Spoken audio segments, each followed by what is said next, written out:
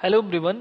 आज की इस वीडियो सेशन में हम बात करने वाले हैं ट्रिग्नोमेट्री, जो कि क्लास 10th का चैप्टर नंबर 8 है। इसको हम काफ़ी डिटेल में देखेंगे और साथ ही साथ जो है उन इम्पोर्टेंट क्वेश्चन को भी डिस्कस करेंगे जो बोर्ड के पर्सपेक्टिव से इम्पोर्टेंट भी हैं। ठीक है, अब देखो यहाँ पे सबसे पहले बेसिक चीज़ हम जान लेते हैं। ये जो ट्रिग्नोमेट्री है, ठीक है, एक मैथ्स का ब्रांच है। मैथ्स के बहुत सारे ब्रांच है जिसमें से ट्रिग्नोमेट्री एक है। और ये जो है ना, एक ग्रीक वर्ड से मिलके बना है। ठीक है, ग्रीक वर्ड से मिलके बना है ट्रिग्नोमेट्री। इसमें तीन वर्ड है। ठीक है, एक तो ट्राई है, मैं लिख देता हूँ ट्राई। दूसरा जो यहाँ पे है GNO। जो मिट्री है ये मेट्रॉन से मिलके बना है। तो ये तीन वर्ड है, ट्राई, ग्नो, मेट्रॉन। मेट्री जो है मेट्रॉन से है। ट्राई का मतलब होता है 3। ये जो ग्नो है वो साइड को बताता है और मेट्रॉन का मतलब होता है मेजरमेंट। ठीक है, यानी कि ये ट्रायंगल के, कोई ट्रायंगल है सपोज कर लो, और कोई क्या है इसमें राइट एंगल ट्रायंगल का ही बात होगा।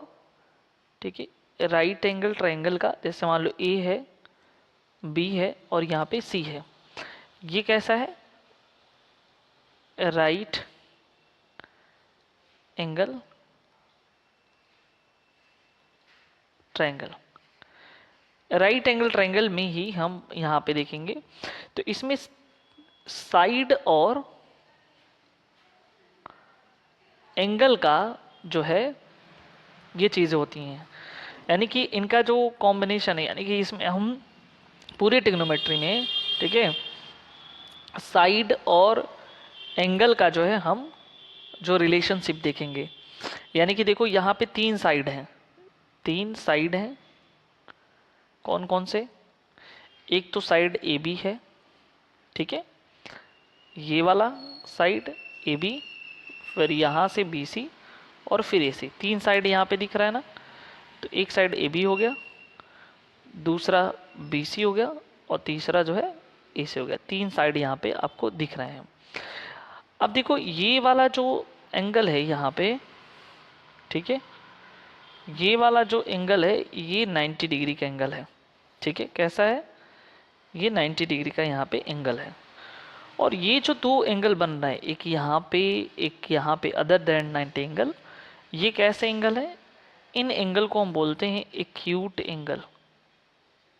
एक्यूट एंगल, एक्यूट एंगल किसे कहेंगे?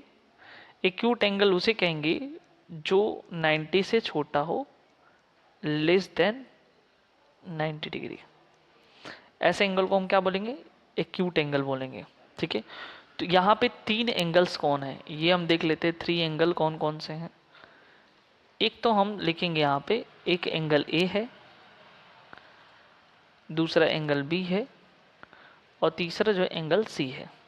ठीक है, तो यहाँ पे जो एंगल बी है इस पे है 90 डिग्री, यानी कि जो राइट एंगल है, राइट एंगल वो किस पे है? बी पे है 90 डिग्री। और ये एंगल सी कैसा है? एक्यूट एंगल है। ठीक है, एंगल ए कैसा है? वो भी जो है एक्यूट एंगल है। तो दो एंगल यहाँ पे एक्यूट है और एक जो है 90 डिग्री है, तो ये राइट एंगल है। समझ रहे हो?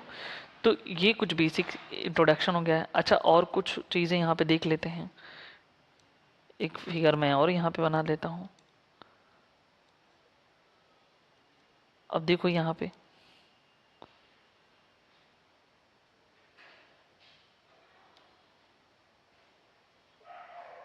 ठीक है, ये देखो ए है, बी है और ये सी है। ये वाला जो बड़ा वाला साइड होता है इसको बोलते हैं हाइपोटेनियस।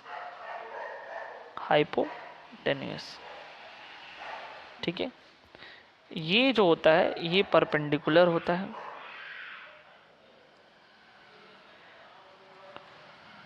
अब अगर यहाँ पे हम एंगल थीटा मान ले तो ठीक है, ये इसके सामने जस्ट जो होता है वो परपेंडिकुलर होता है, ये जो सबसे बड़ा है वो हाइपोटेनस है, और ये जो है ये वाला ये बेस कहलाता है। ठीक है, तो इतना आपको याद होना चाहिए। अगर ये थीटा है और ये 90 है, ठीक है, तो ये वाला एंगल 90 माइनस थीटा होगा। कैसे होगा इसको हम देख लेते हैं। हमको पता है, मैं इसको यहीं पे लिख देता हूँ, we know that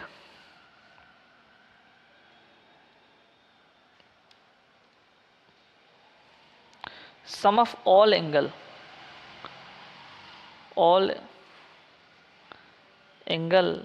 of a triangle is 180 degree. हमको ये सब पता है कि जो है सभी एंगल्स को हम ऐड करेंगे तो 180 डिग्री होगा। तो अगर यहाँ से हम देखें तो angle A plus angle B plus angle C 180 degree हुआ। एंगल ए हमको पूछ रहा है भाई एंगल ए निकालना है हमको, बी जो है हमारा 90 है, और सी जो है यहाँ पे हम ऑलरेडी जो है ले लिए हैं थीटा, और ये 180 डिग्री है। हमको एंगल ए निकालना है, तो बाकी को इस जो इधर ये वाला पोर्शन इसको इस साइड भेजते हैं। 180 यहीं पे है, प्लस 90 इधर गया माइनस 90, प्लस थीटा इधर गया माइनस थीटा।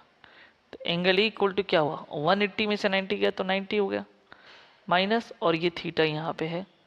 तो इस तरह से जो है हम देख सकते हैं कि ये वाला जो पोर्शन बना है हमारा, ये क्या हो गया है, ये जो है ये पूरा जो है हमारा एंगल ए जो है 90 माइनस थीटा हो गया है।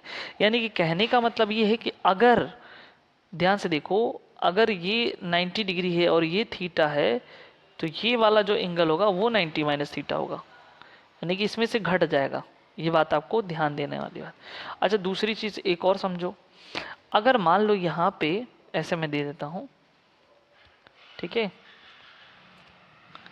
यही चीज़ यहाँ पे आपको समझना है, और एक बार बेसिक चीज़ अगर समझ लिए तो सारा का सारा सही हो जाएगा। हमने कहा कि ये थीटा है, ठीक है, और ये 90 डिग्री है, तो ये जाहिर सी बात है ये 90 माइनस थीटा होगा। समझ रहे हो बात को। इसको ए मान लेते हैं और बी मान लेते हैं और ये सी मान लेते हैं। लेकिन मान लो, सपोज कर लो कि यही वाला जो है, अगर ये वाला जो है हमारे पास थीटा हो जाता, तो ये वाला 90 माइनस थीटा होगा। ये आपको समझना है, ठीक है। दूसरी बात, अगर हम परपेंडिकुलर निकालें, अगर सपोज कर लो थीटा यहाँ पे है और इसके सामने वाला क्या होगा, हमने बताया कि ये परपेंडिकुलर होगा। थीटा के जस्ट सामने वाला क्या होगा, ये वाला जो है परपेंडिकुलर होगा, ठीक है।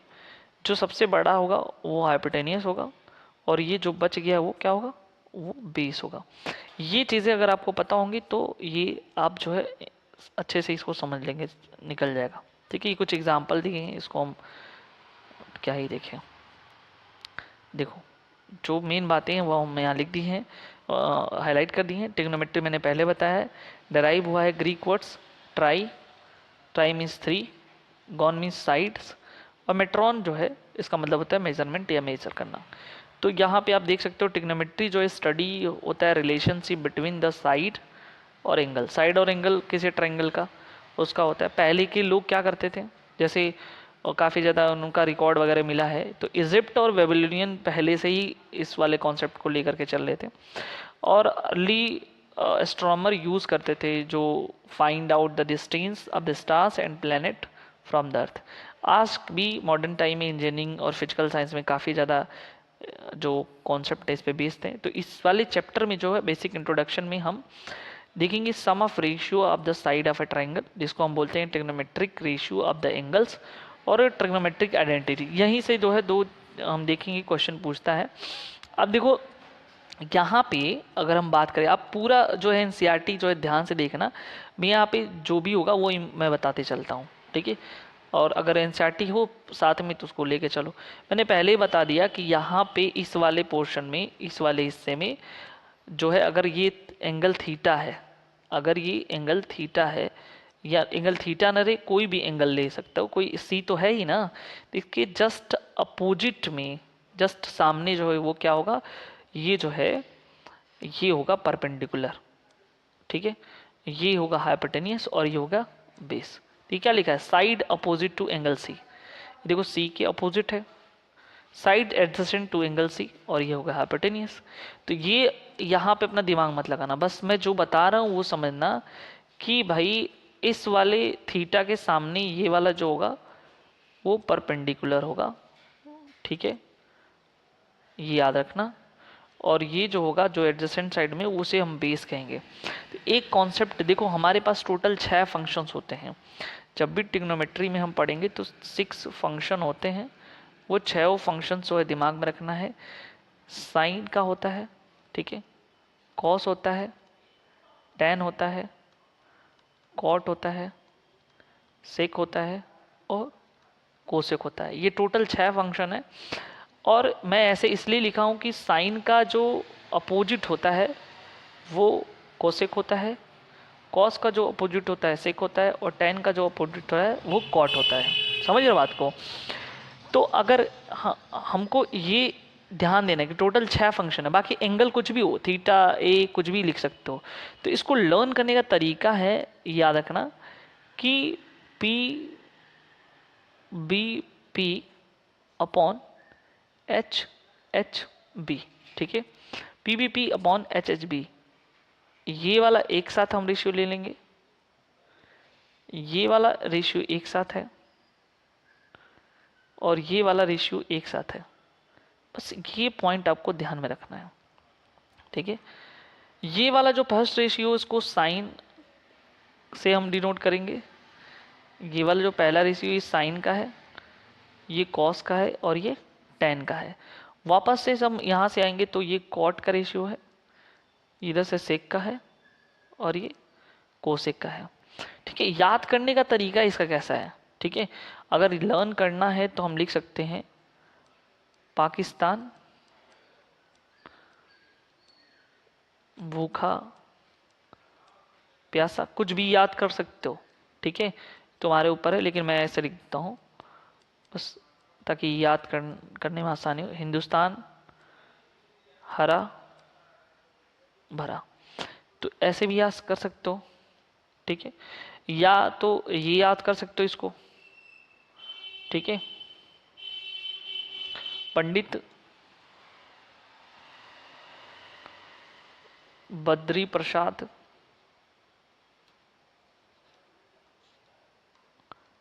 हर हर बोले, ठीक है। एक तरीका ये भी हो गया लर्न करने का, समझ रहे हो बात को?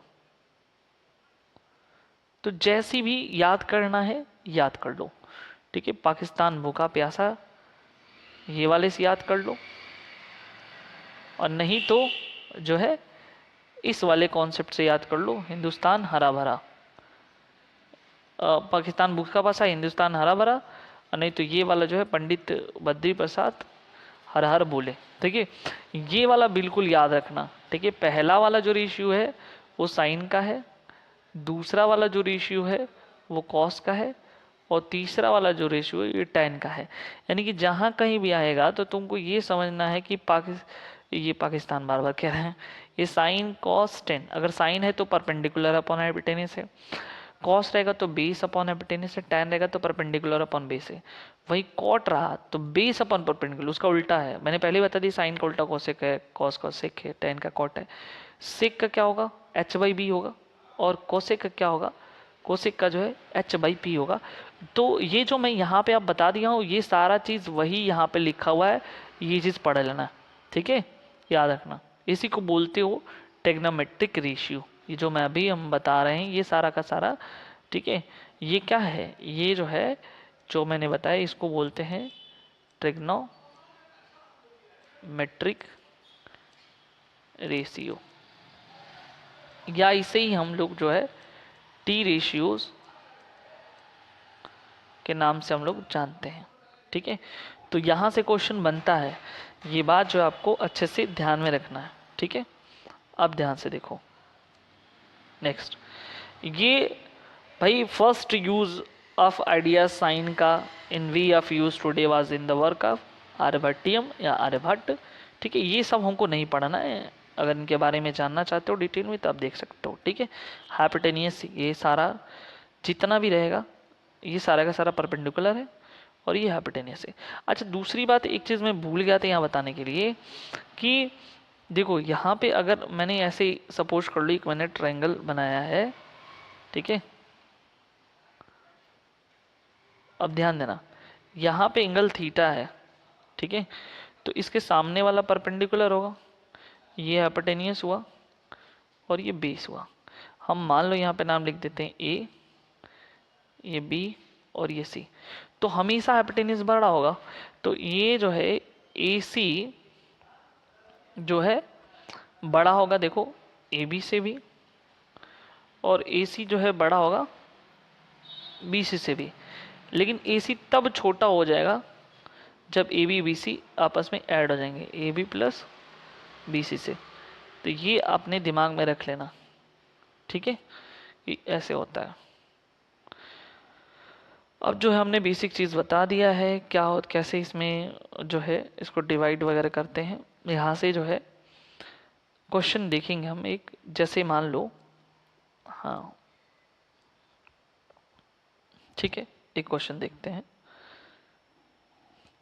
जैसे क्वेश्चन नंबर फर्स्ट है, लिखा हुआ है कि right angle triangle at B, तो हमने एक राइट एंगल ट्राइंगल ड्रॉ किया, ठीक है, ऐसे मैंने एक ट्राइंगल ड्रॉ किया,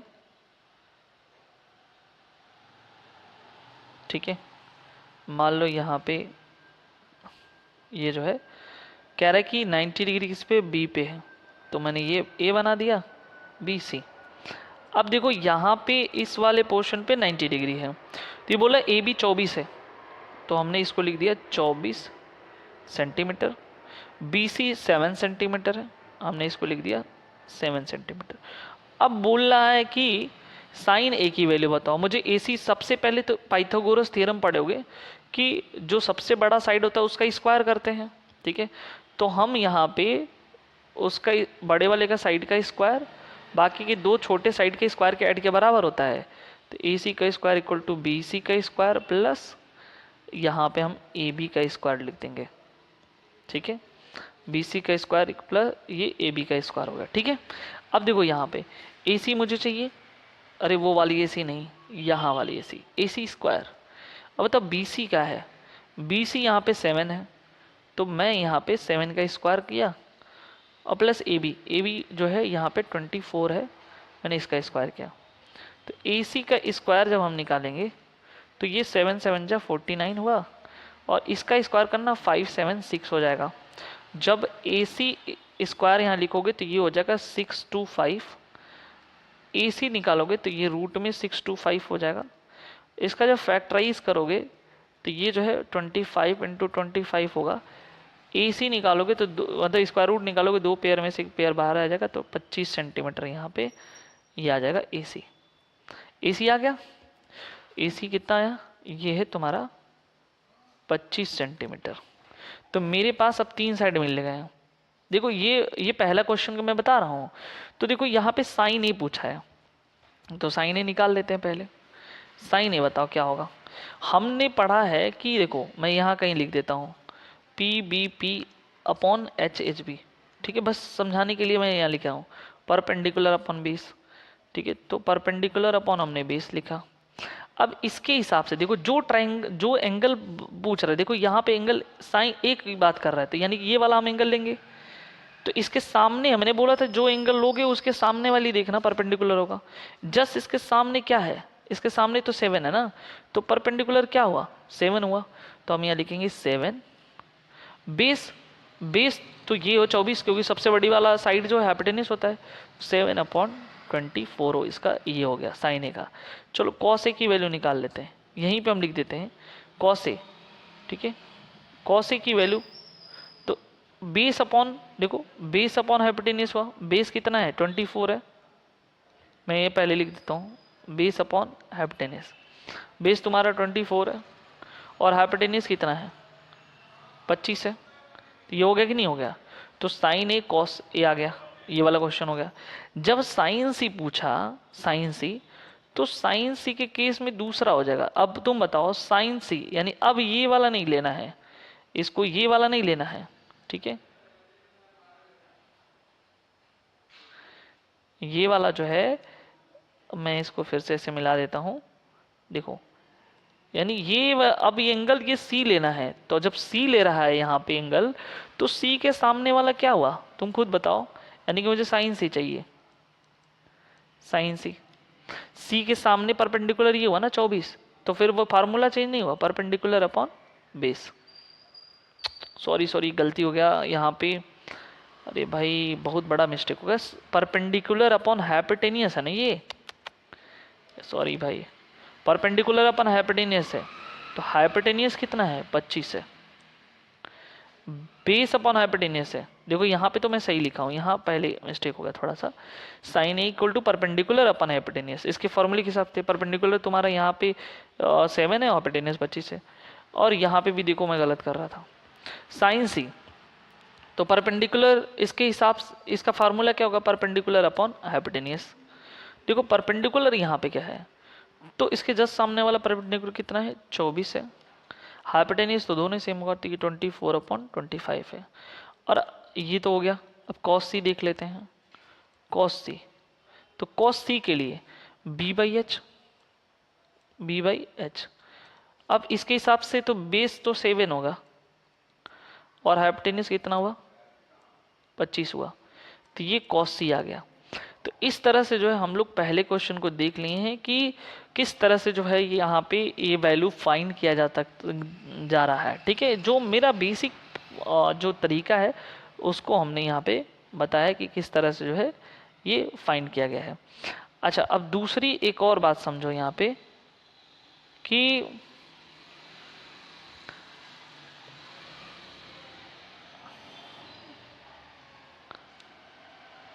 एक मिनट,